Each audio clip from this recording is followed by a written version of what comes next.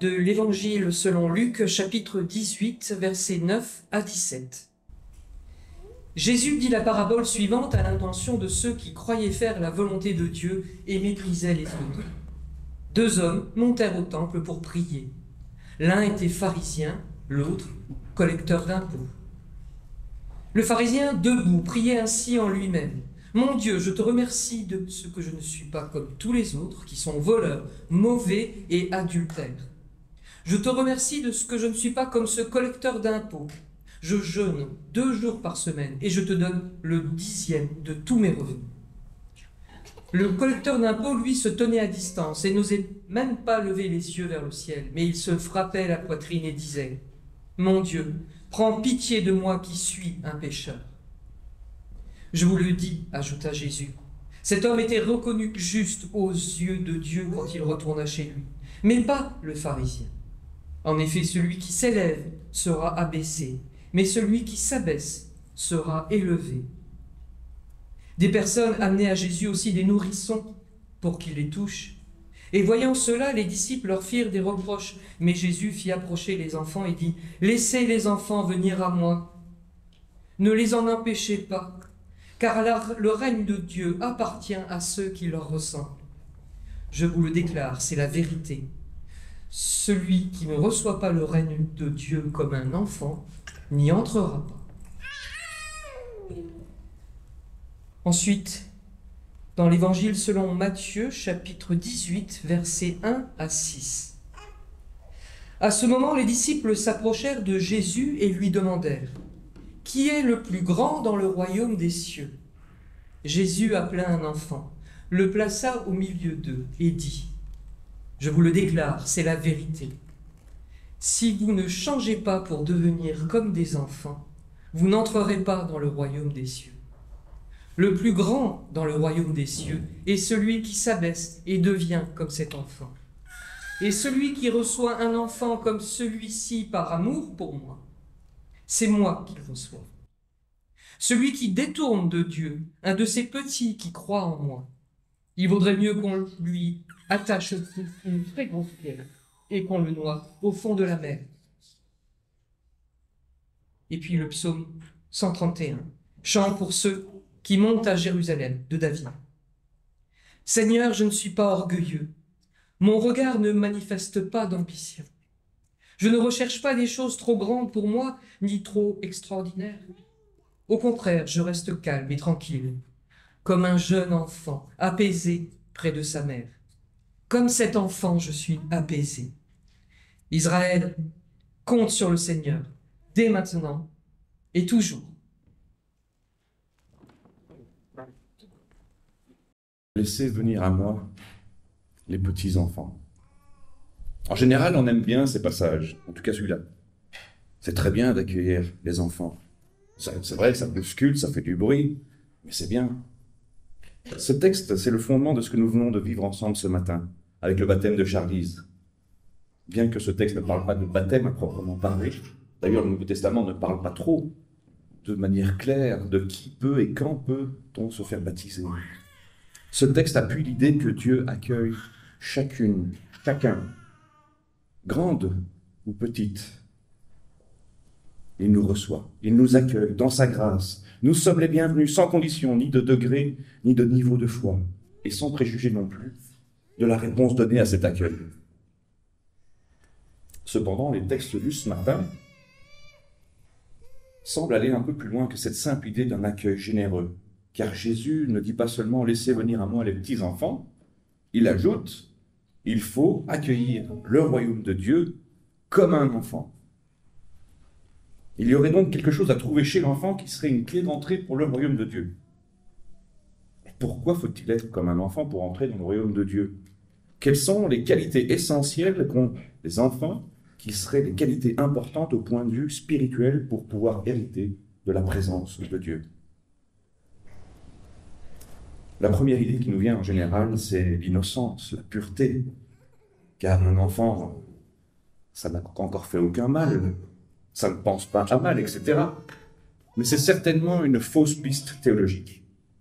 Car dire qu'il faille être innocent ou pur pour pouvoir entrer dans le royaume de Dieu est en totale contradiction avec le reste du message de l'Évangile. Le Christ dit lui-même qu'il n'est pas venu pour les bien portants, mais pour des malades. Il ne dit jamais que le royaume de Dieu est réservé aux purs, aux parfaits, aux innocents. Au contraire, par la grâce et le pardon de Dieu, le royaume de Dieu est ouvert aux plus petits, aux pécheurs, aux coupables, aux estropiés et aux misérables. Donc, les belles valeurs que sont la pureté et l'innocence ne sont pas une des qualités essentielles pour accéder au royaume de Dieu, me semble-t-il. Ou alors, si on veut conserver cette idée d'innocence, il faudrait garder l'état d'esprit plus que le jugement sur les œuvres effectives. Un petit enfant, normalement, ne se sent pas coupable. La bêtise est vite oubliée, elle est vite dépassée. Normalement, un enfant, ça pardonne vite, et ça se sent vite pardonné. Il y a peut-être là une qualité essentielle. Pour entrer dans le royaume de Dieu, il faut accepter de poser nos valises de culpabilité. Accepter d'être pardonné, de vivre de la grâce, et de croire qu'on peut, à tout instant, vivre une vie nouvelle tournée vers l'avenir. Mais en préparant ce texte, il me semble qu'en réalité, il y a un très grand décalage entre nous et ce texte que nous avons lu. Nous avons tendance à regarder ce texte avec ce qu'on vit aujourd'hui. Nous avons tendance aujourd'hui à survaloriser l'enfant dans notre société. Aujourd'hui, nous sommes, depuis de nombreuses années, c'est vrai, dans le règne de l'enfant roi. Or, à l'Antiquité, au temps de la Bible, c'est le contraire. L'enfant était plutôt tout en bas de l'échelle de la société. En général, on en avait beaucoup, parce que beaucoup pouvaient mourir en route. Les enfants étaient essentiellement de la main-d'œuvre à très bon marché pour la famille. D'ailleurs, la langue de la Bible, le grec comme l'hébreu, pour dire le mot enfant, utilise païs ou eved, qui signifie tous les deux enfant, évidemment, mais signifie aussi serviteur ou esclave. Et on retrouve un vestige comme ça aussi dans notre belle langue française avec l'usage du mot garçon, qui peut être un enfant, un fils, mais il sert aussi à celui qui sert. Dans un restaurant ou dans un bar, encore aujourd'hui, on appelle le garçon. Mais les enfants étaient moins que des serviteurs. Ils étaient une main-d'œuvre, je disais, à très bon marché, mais même à très très bon marché. Ils n'avaient aucun droit. Ils étaient dans un état de soumission totale. Et le père avait le droit de vie et de mort sur chacun de ses enfants. Les enfants devaient seulement obéir et servir. C'est à partir de ce constat que les commentaires de l'Évangile disent que ce qu'il faut trouver comme qualité essentielle chez l'enfant, c'est non pas la pureté, mais l'humilité. Pour entrer dans le royaume, il faut être humble, il faut être serviteur, ne pas aspirer à être grand dans la société, mais se savoir le plus petit. C'est dit de plusieurs manières et à bien des endroits dans l'Évangile. Et c'est même dans l'une des béatitudes, heureux les humbles, etc. Il y a évidemment dans l'Évangile un culte de l'humilité, voire de l'auto-abaissement. Cette lecture va aussi dans le sens de l'affirmation qui précède juste l'épisode des enfants et qui dit « qui s'abaisse sera élevé et qui s'élève sera abaissé ». Dans notre monde, en tout temps, pas seulement aujourd'hui, cette maxime est très peu à la mode, On doit plutôt chercher à s'élever sans cesse, à se battre sans relâche, car celui qui s'abaisse, personne ne viendra le chercher. Comment comprendre alors cet enseignement de Jésus ? La solution peut s'entendre à partir de l'intuition qu'avait Martin Luther, réformateur du XVIe siècle, avec sa doctrine des deux règnes, c'est-à-dire qu'il y a un règne du monde, celui de la réussite professionnelle, où il faut être performant, il faut se battre, être le meilleur, meilleur que les autres, et puis le règne du domaine spirituel, ou plus personnel, celui de la relation à Dieu, et avec ceux que nous rencontrons, qui sont nos frères et nos sœurs, humains et humaines. Et là, il faut être humble. Autrement dit, il faut être le plus fort, le meilleur dans son métier, mais le serviteur de tous dans ses rapports aux autres. Se croire le meilleur, se croire plus important que tout le monde, c'est le meilleur moyen de souffrir et d'avoir des relations compliquées avec les autres. Parce que dans cette situation, on risque de croire que tout nous est dû. Toute contrariété, tout manque de reconnaissance devient alors insupportable. Quelle que soit sa position dans la société humaine, la sagesse est de tout prendre comme une grâce, parce qu'on ne mérite rien. Tout est grâce. Et puisque tout est grâce, on peut se réjouir de chaque chose. Tout devient une chance, tout devient un émerveillement, tout porte à la reconnaissance et à la joie. C'est ça, le royaume de Dieu. Mais on peut encore trouver d'autres qualités essentielles chez l'enfant, qualités qu'il nous faut accueillir pour pouvoir nous rapprocher du royaume. L'une d'elles, c'est que l'enfant, je ne vais rien vous apprendre, l'enfant est en croissance. Il grandit, il découvre, il apprend, il change. L'enfant, il est toujours dans la dynamique. La croissance est un thème fondamental aussi dans l'Évangile, souvent illustré par le Christ, par des paraboles agricoles, de graines qui poussent, de plantes qui sont appelées à grandir.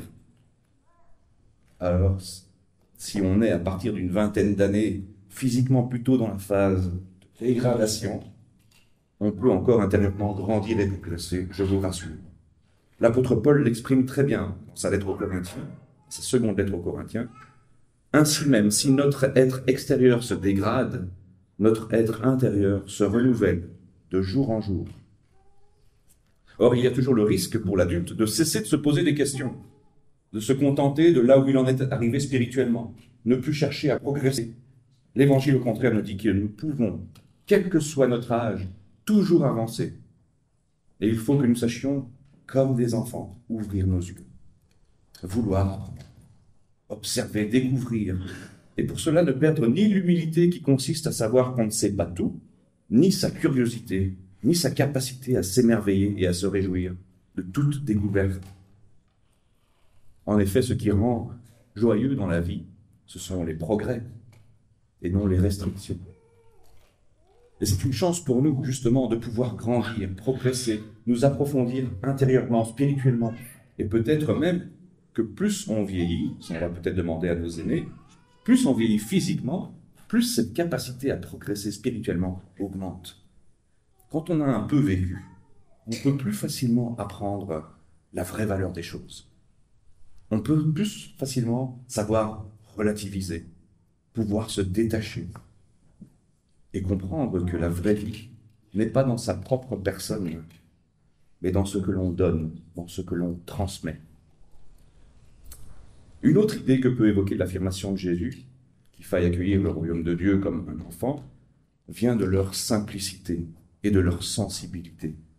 Le Christ ailleurs dira « Ô Père, Seigneur du ciel et de la terre, je te loue d'avoir révélé aux tout petits ce que tu as caché aux sages et aux personnes instruites. »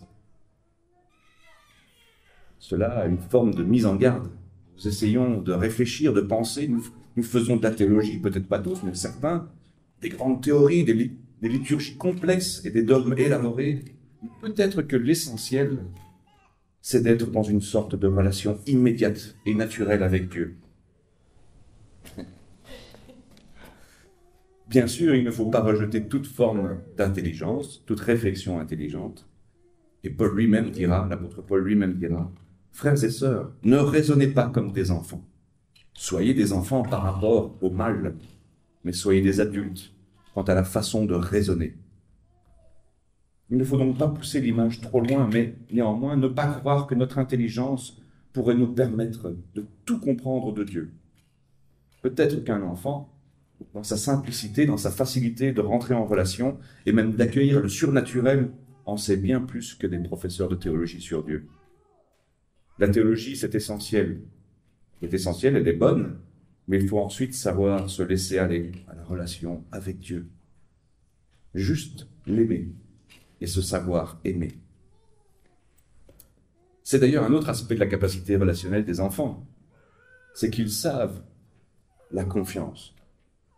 On retrouve là précisément un des sens du mot foi, la confiance. Pour entrer dans le royaume, dans la proximité de Dieu, sans doute faut-il faire confiance. Croire en Dieu, c'est mettre en lui sa confiance. Comme un enfant met sa confiance dans son père, dans sa mère, dans ses éducateurs. Mon Seigneur est mon berger, je ne manquerai de rien. C'est un beau verset pour imaginer la confiance qu'un enfant peut avoir. Mais cette confiance, elle est à la fois belle c'est vrai, mais elle est aussi un peu déplacée. Belle parce que de même, nous pouvons dire, je ne sais pas de quoi demain sera fait, mais je sais que quoi qu'il arrive, avec Dieu, je ne serai jamais seul et qu'il y aura toujours de la vie possible. Belle mais problématique, parce qu'il ne faut pas tout de même attendre n'importe quoi de Dieu non plus. C'est là le rôle de la théologie. Faire en sorte que nous ne nous trompions pas d'espérance et que cette confiance totale que nous donnons à Dieu, nous sachions la faire à bon escient. Et nous voyons là que l'essentiel n'est pas dans le faire, mais dans l'être. Pour entrer dans le royaume de Dieu, il n'y a pas besoin d'accomplir des exploits, d'être le champion des bonnes œuvres ou de la pratique, ou d'être le meilleur dans la prière, mais de savoir recevoir avec simplicité et confiance. Savoir recevoir pourrait être aussi un point à développer. L'enfant reçoit facilement sans que ce soit compliqué. C'est là une grande qualité aussi. Parce qu'entrer dans le royaume, c'est accepter la grâce. Or, il est bien difficile pour nous d'accepter d'être pardonné, moi le premier, d'accepter les dons de la vie et toutes les grâces qui jalonnent notre vie. Or, ces grâces, nous devons les prendre, les accepter et les faire nôtres, sans nous sentir ni coupables, ni redevables d'un, pas plus en tout cas qu'un petit enfant qui vit du lait de sa mère. Et puis sans doute l'un des enseignements les plus profonds et essentiels que nous donnent les enfants, c'est qu'ils nous permettent de prendre conscience de ce que sont les vraies valeurs de la vie. Il est en effet remarquable qu'un enfant n'a à peu près rien. Rien de ce à quoi nous courons aujourd'hui. Il n'a pas de diplôme quand il arrive. Il n'a pas de réussite professionnelle, il n'a pas d'argent, pas de voiture de sport. Et s'il est vraiment petit, il ne peut même pas se déplacer. Il ne peut pas parler. Il ne peut pas être propre. Il ne peut pas manger tout seul. Il n'est pas autonome. Et pourtant, nous disons de cet enfant, moi en tout cas je le dis de mes enfants, qu'il est merveilleux et qu'il vaut plus que tout. Cela doit nous rappeler que la valeur d'un être n'est pas dans ce qu'il a, dans ce qu'il accumule, ni dans ce qu'il parvient à faire, mais qu'elle est intrinsèque dans son être même. Et sans doute que la clé de tout cela, c'est qu'un enfant, il est aimé et il aime. C'est l'amour attaché à sa personne qui donne tout son sens à sa vie et toute sa valeur. Il est bon que nous nous le rappelions et que nous nous souvenions de ce qui a fait la valeur d'une personne. Ce n'est pas son autonomie, ni ce qu'il parvient à réaliser, mais qu'il soit aimé. Quand on sait cela, et qu'on l'a expérimenté parce qu'on a aimé un enfant, par exemple, on voit que tout le reste a finalement peu d'importance. Les enfants sont les meilleurs maîtres. Ils enseignent à relativiser beaucoup de choses et à aimer inconditionnellement. Et puis il y a une dernière interprétation qui est sans doute pas ce que le Christ a voulu dire, mais qui est quand même belle quand même et que je vous partage. Elle vient du fait que quand le Christ dit qu'il faut accueillir le royaume de Dieu comme un enfant, on peut entendre non pas comme habituellement qu'il faille être comme un enfant pour accueillir le royaume, ni même qu'il faille accueillir le royaume comme un enfant l'accueille, mais qu'il faille accueillir le royaume de Dieu comme on accueillerait un enfant. C'est là quelque chose d'infiniment juste et vrai. Un enfant, c'est une réalité nouvelle. C'est une promesse de vie. C'est ce qui nous permet de nous projeter au-delà même de notre vie, de notre mort. Et cette vie nouvelle, nous l'accueillons à la fois comme une chose merveilleuse et comme une réalité infiniment dérangeante. Avoir un enfant, c'est un vrai projet. Il faut accepter de lui faire notre place. Il faut lui consacrer du temps, de l'énergie, lui donner de soi-même. Accueillir Dieu ou accueillir le Christ dans sa vie, c'est accueillir un germe de vie, une réalité qui peut nous transcender au-delà de nous-mêmes et de la mort.